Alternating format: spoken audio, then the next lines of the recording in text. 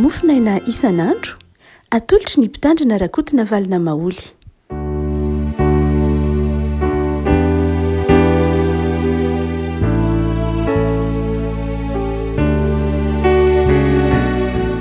Faly miarahaba antsika riavako malala tratry ity zoma fa folon'ny volana martsa ity ny romanina toko fahaenina no mofinaina riavako voalahatra ny sampana sekoly lahady voibe ho antsika.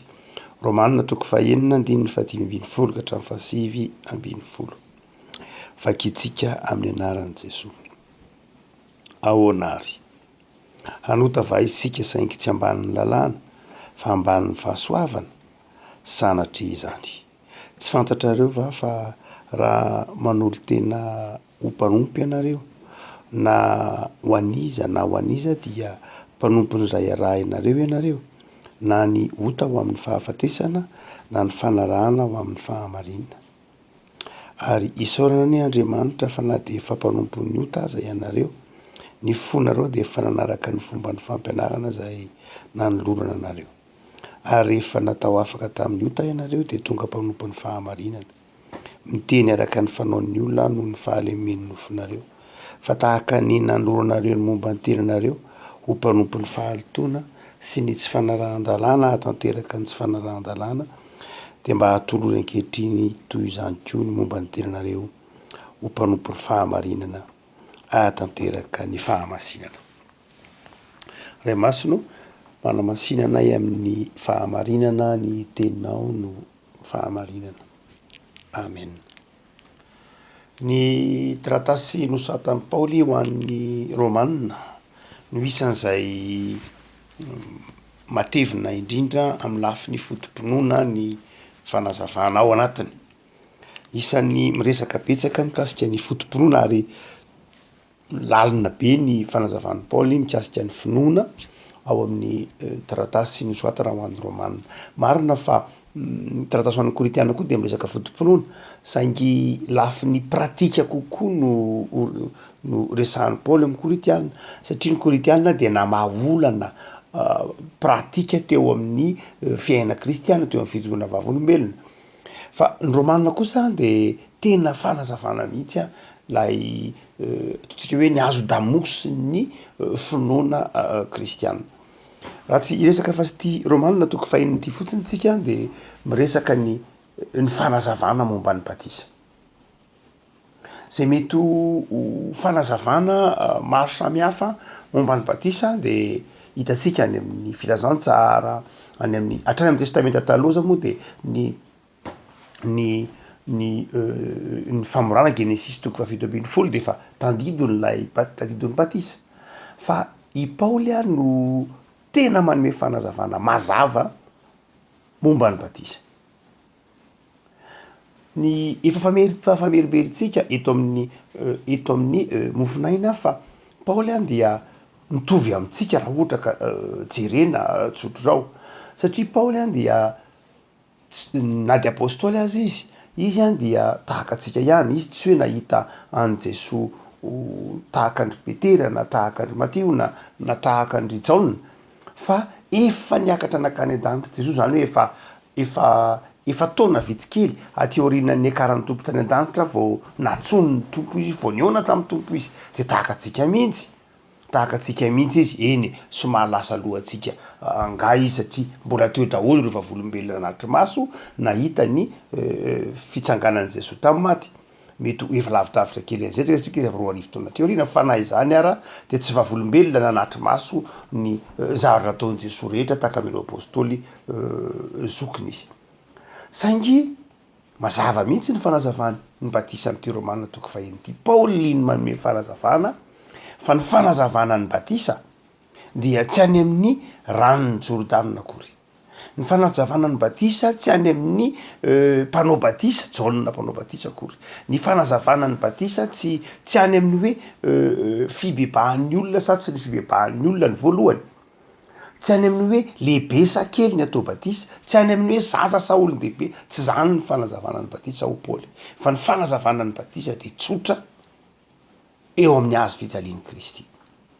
ny olona to batisa na izy na lahy izy na vavy na antitra izy na tanora na akizy na olon-dehibe na jiosy na tsy jiosy na iza mazava ny tenin'ny Paoly amy Romanina toko fahena andininy faha telo tsy fantatrareo fa na iza isika na to batisa amy Kristy na iza saingy na iza atsika moa de mbola feratsika indray Paoly efa manokatra lalana fa itsika manidy ny baiboly manokatra lalana fa itsika moa vokatry ny toetsaitsika tia mikatona de nakatotsika ndray le varavarana tsika manao hoe ny olon-dehibe any ngamba zany resahan'ny Paoly zany ka ngamba ny sokajon'olona efa mahafantatra ny soatra masina ihany angamba zany ka ny sokajon'olona efa tataka niditsika ndray le varavarana efa nisokafa amin'ny Paoly efa nisokafa ny Jesoa hoe na iza mazava ilay hoe na iza ary dia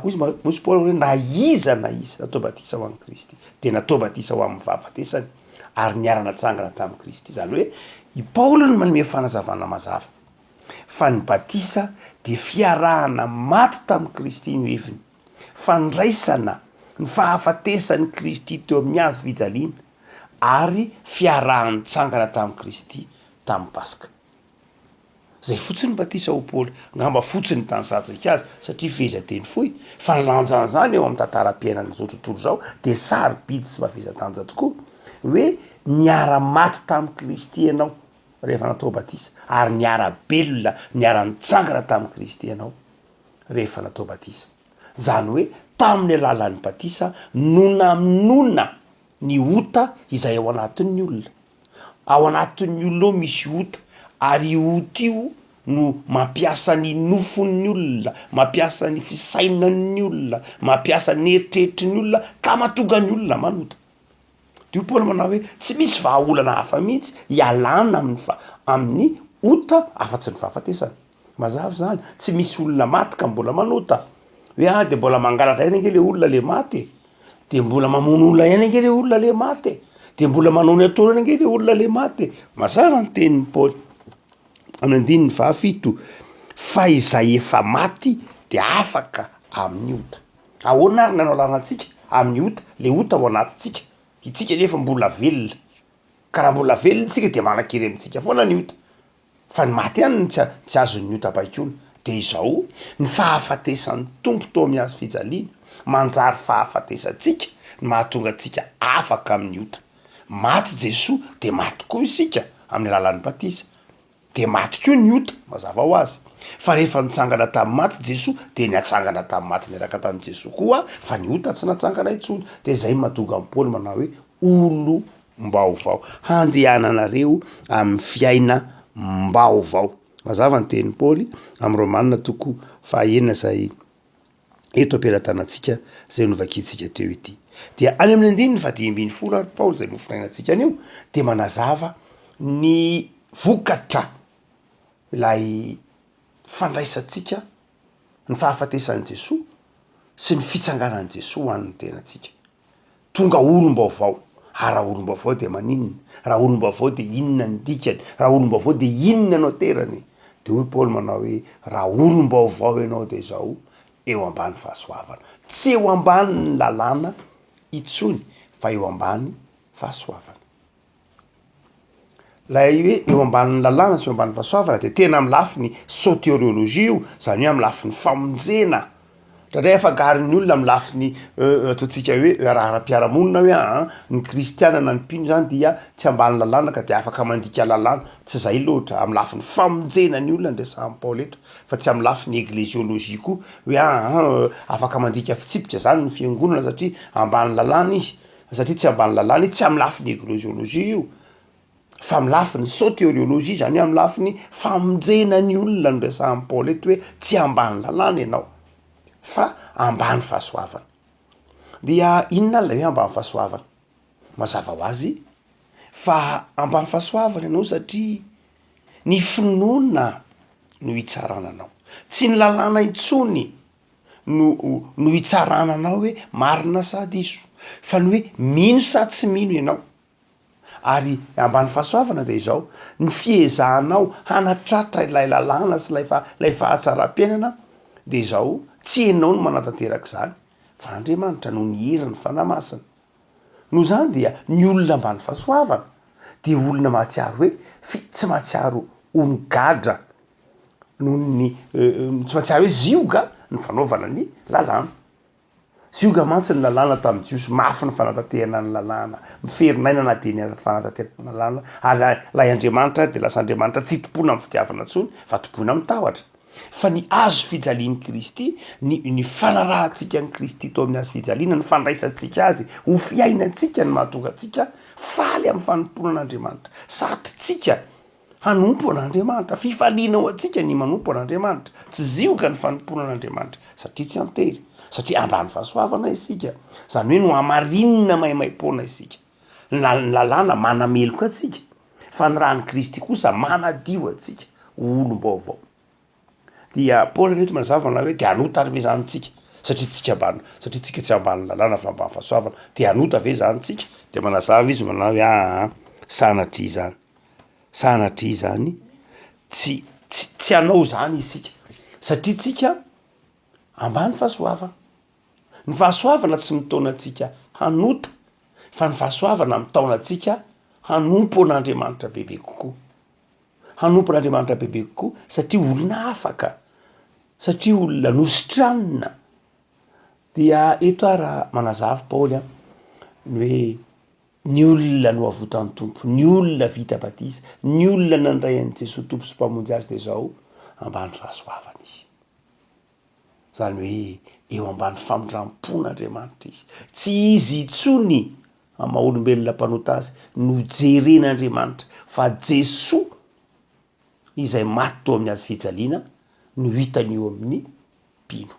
Raha mijery antsika Andriamanitra, raha mijery anao Andriamanitra, de tsy tsika mpanota akory no jerena, fa ny zanany malalany no hitany eo amintsika. Araka ny tenin'ny Paoly manao hoe hitafio Jesosy. Andriamanitra raha mijery antsika de lay zanany ka malalany, lay Jesosy velona no ndesin'ny fahafatesana, iny no hitany eo amintsika. Ty manana ny tompo isika, zay no ambany fahasoavana. Fa raha tsy eo amin'ny tompo isika dia ny lalàna no hijereny atsika. Ny Tsipirian'ny lalàna, vitanao daholo ve lalàna rehetra? Vitanao a Tsipiriany ve? De hoy Jaona apôstôly manao hoe tsisy olona mahatanteraka ny lalàna na iray aza. Diso amin'ny anankiray ianao de diso amin'izy rehetra. Ary rehefa diso amin'izy rehetra de mpanota ary midika ny fahafatesana. Saingy Jesosy nanatanteraka ny lalàna, namita an'ilay lalàna, ka izay rehetra manana an' Jesosy de zao toy ny nahatanteraka ny lalàna. Zay le mahatonga Martin Luther ny teny hoe no amarinina, tsy hoe marina ny mpino fa no amarinina. Samy hafa ny hoe marina sy no amarinina. No amarinina de zao hoe ninina mihitsy no takonana, tsy nijerena lay tsy fahatanterahana, lay ota, fa no amarinina no ny amin'ny Kristy. No rakofan'ny Kristy ny rano, no rakofan'ny Kristy ny tenany sika de tonga olom-baovao. Ambany fahasoavana ianao dia raha ambany fahasoavana ary isika ry havako dia ireto zavatra roa reto no ambaran'ny Paoly no tokony ho toetratsika. Ny voalohany de izy manao hoe atolory ny tenana, momba ny tenanareo ho mpanompon'ny fahamarinana. Ho mpanompon'ny fahamarinana. Ny olona zay eo ambany fahasoavana de manaiky ho mpanompon'ny fahamarinana. Tsy ny olona eo ambany lalàna no mpanompo ny fahamarinana, satria ny fahamarinana tsy lay fahamarinana araka ny lalàna fa lay fahamarinana araka ny finoana. Zay mahalalina dia lalina ny epistily nosoratan'ny Paoly ho an'ny Romanina. Tsy mahagaga raha ohatra ka itony epistily itony no nanaitra mandrakariva ireo ataontsika hoe ady hevitra maro momba ny finoana. Ny epistily ho an'ny Romanina nahatonga ny fahaterahan'ny protestantisme, lazainao azy ilazana azy. Ny epistily ho an'ny Romanina ny voalohany, zay mahatonga ny epistily ho an'ny Romanina nadika voalohany tamin'ny traduction communique de la Bible. Be de be reo ny anjara toerany ty epistily ty teo amin'ny tantaran'ny fiangonana sy ny tantaran'ny finoana. Satria ao anatin'izany tsika de manovo an'izany hoe no amarinina tamin'ny finoana isika ka afaka mandeha ho mpanompon'ny fahamarinana. Mpanompon'ny fahamarinana tsy araka ny lalàna nefa. Fa raha fahamarinana ka ny lalàna de zao tsy mahatanteraka nainena fa lasa andevon'ny ny otaza, hoy Paoly. Fa izao, za mino ny tompo, ianao mino ny tompo, de lasa mpanompo ny zavatra mpanompono ny fahamarinana itsika, mahafinaritra atsika nanao ny fahamarinana. Am'izao ataontsika hoe andro iainantsika izao de mampametra-panontaniana hoe mbola miteny ihany fa zany hoe teny hoe fahamarinana zany am'izao andro iainantsika izao. Mbola azo lazaina ihany ve zany raha ohatra ka jerentsika ny isan'andro zao tontolo zao eto Madagasikara, any amin'ny toerana maro ivelan'ny Madagasikara, mbola azo lazaina ihany ve zany vomborana hoe fahamarinana zany? Satria efa tsy fahamarinana ny manjaka. Tsy ao lay fahamarinana satria tsy ao lay finoana. Afako anankiray am'izay ataontsika hoe mahatonga ny fahamarinana de ny fahatsapan'ny olona ny fitiavan'Andriamanitra. Fahatsapan'ny olona ny herin'ny fitiavan'Andriamanitra. Ny fahatahoran'Andriamanitra ao anatin'ny olona de mahatonga koa fahamarinana. Fa ny faharoa ny apôstôly Paoly de zao, rehefa no afahany ianao manjary olom-baovao eo ambany fahasoavana de zao ndray manjary mby amin'ny fahamasinana ianao. Mby amin'ny fahamasinana ianao. Lay fahamarinana de ny fandraisanao andrany Kristy tao amin'ny hazo fijaliana ka nahatonga anao marina eo anatrehan'Andriamanitra. Lay fahamasinana kosa zay ambaran'ny Paoly mandeha ny 7:10 de tsy inona tsy akory fa ny fiainanao ilay finoanao.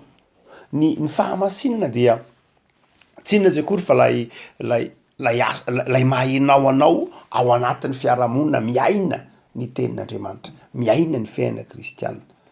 Dingana samy hafa izy io. Dingana samy hafa izy io ary mazava tsara ny hevitry Martin Luther. Fa tsy maintsy ho amarinina ianao zay vao tonga amin'ny fahamasinana. Fahamasinana zany dia lay efa lay efa ataontsika hoe lay dingam-piainana ao ambadiky ny fahamarinana ka mahatonga anao miezaka, fa tsy lay miezaka amin'ny maha olombelona fa miezaka eo ambany fahasoavana ny ho tsaratsara kokoa amin'ny fiainana kristiana. Ny fanamarinana antsika maimaim-poana. Ny fanamarinana antsika maimaim-poana no miery ny fahasoavan'Andriamanitra. Fa ny fizorantsika ao amin'ny fahamasinana kosa de misy zavatra zay takina amintsika, takiny ny tenantsika, takiny ny asantsika, vokatry ny asan'ny fanahy masina ao anatintsika de mizotra ao amin'ny fahamasinana isika.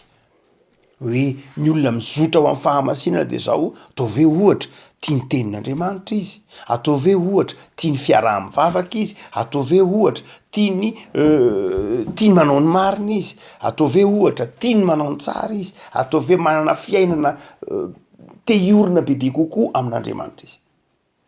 Afaka malala mbola mitombona koa ve zany fahamasinana zany am'izao andro iainantsika izao?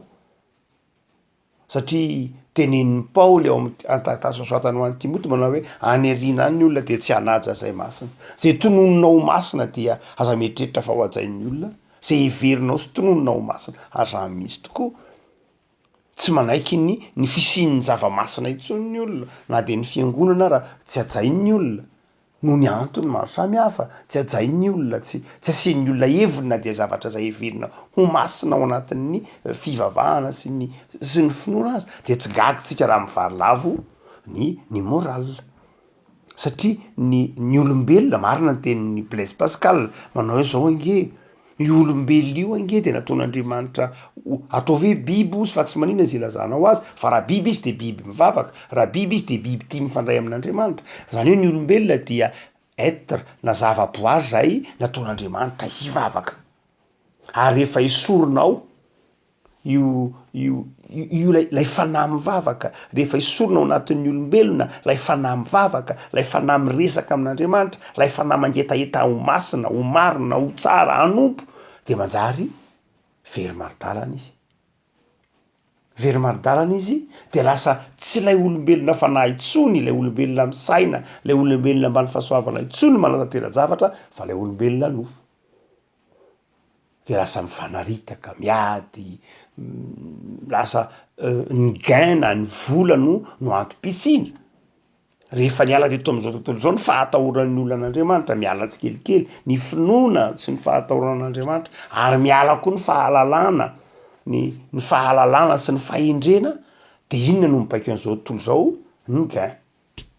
azany famono ny olona fampitifotra tsy mifanaja satria ny lojika ny gain fotsiny no mibaiko azy ny any motivation na ny any mampirisika ny olona de zao ny fitadiavana ny vola ny voninahitra fa tsy misy tsony lay olona hoe manana idealy momba ny tanindrazana manana idealy momba ny fahamarinana manana idealy momba ny hijeriny kamboty hijeriny mantra hijeriny sahirana tsy manana zany idealy zany tsony ny olona hoe andeha mba hanao honina amin'ny toerana mahafinaritsika menakavy de mba asoavitsika toy ny fiarahamonina misy atsika tony tsy zany tsony ny idealin'ny olona fa ny idealin'ny olona de zao andeha hanao zay mahafinaritra ny tena samy rery afaka malala ambany fahasoavana ianao ary fantatro ny tenin'ny Paoly manao hoe ny fahasoavanao Andriamanitra fahasoavanao na toy zao ange Jesoa no zany de zao ino no rasan'Andriamanitra aminao olom-baovao aza manaiky